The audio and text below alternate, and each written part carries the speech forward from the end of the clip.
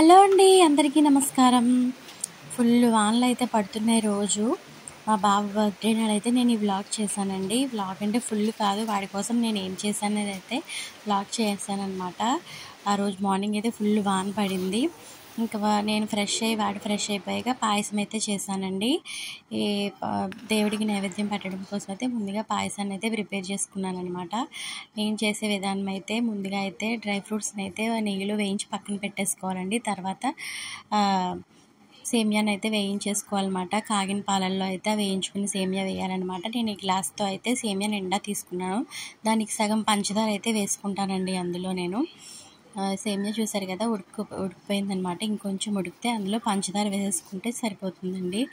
ఈరోజు అయితే మా బాబుని బయటికి తీసుకెళ్దాం అది ఇది అనుకున్నాను, కానీ ఏది అవ్వలేదు. చాలా వర్షం అయితే పడింది. స్కూల్కి వెళ్ళిపోయాడు అనుకోండి, కానీ చాలా వర్షం కూడా పడింది. ఈవినింగ్ కూడా తగ్గలేదనమాట.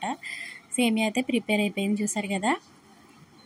ఇప్పుడు ఇందులో కొంచెం అయితే యాలకుల పొడి వేసుకోవాలండి. యాలకుల పొడి వేస్తే మొత్తం సేమియా టేస్ట్ సూపర్ ఉంటుంది కదండి. నాకైతే ఫ్లేవర్ చాలా ఇష్టం అనమాట. చాలామంది నీళ్ళల్లో ఉడకబెట్టుకుని సేమియా వేసుకుంటారు పాలల్లో. నాకు అలా ఇష్టం, డైరెక్ట్ పాలల్లో ఉడకబెడితేనే నచ్చుతుందండి. డ్రై ఫ్రూట్స్ అయితే వేసేసుకున్నానండి. సేమియా అయితే రెడీ అయిపోయింది.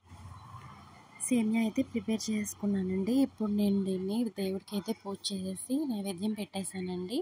తర్వాత మా బాబు బర్త్డే కదండి, స్వీట్ పెట్టాలి కాబట్టి మొదటికైతే స్వీట్ అయితే తినిపించేశాను.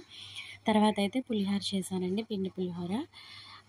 నేను పిండి పులిహోర ఎలా చేస్తానో నా ఛానల్లో వీడియో అయితే పెట్టానండి, కింద లింక్ ఇస్తాను, కావాలంటే చూడండి. తర్వాత మా బాబు అయితే రెడీ అయిపోయి టిఫిన్ కింద కొంచెం పులిహోర సేమియా తినేసాడండి. తర్వాత వాడికి లంచ్లోకి అయితే బనానా ప్యాన్ కేక్స్, ఇంకా కొత్తిమీర రైస్, ఇంకా డ్రై ఫ్రూట్స్ పెట్టేశానండి. నచ్చితే లైక్ చేయండి, షేర్ చేయండి, కమెంట్ చేయండి, సబ్స్క్రైబ్ చేయండి. బాయ్ అండి.